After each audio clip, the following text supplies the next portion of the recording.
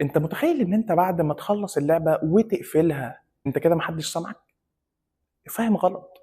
تعالى علشان اعرفك الدنيا كلها بتمشي ازاي. بعد ما بتخلص اللعبة بتاعتك سواء على الموبايل او على الكمبيوتر او على حتى كمان اللابتوب، لو ما قفلتش اللعبة وفضلت سايبها في الباك جراوند او خرجت بره اللعبة في البي سي، ستيل لسه بيسجلوا لك وكمان بيحللوا عنك كل حاجة.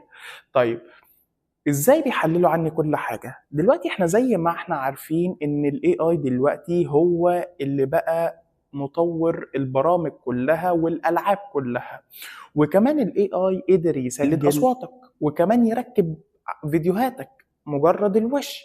طيب حاجة زي كده لما انت تقدر تحمي نفسك منها، بعد ما تخلص اللعبة تقفلها، وبعد ما تقفل اللعبة كلها اتأكد ان اللعبة مقفولة او شغالة في الخلفية علشان تفضل انت في امان.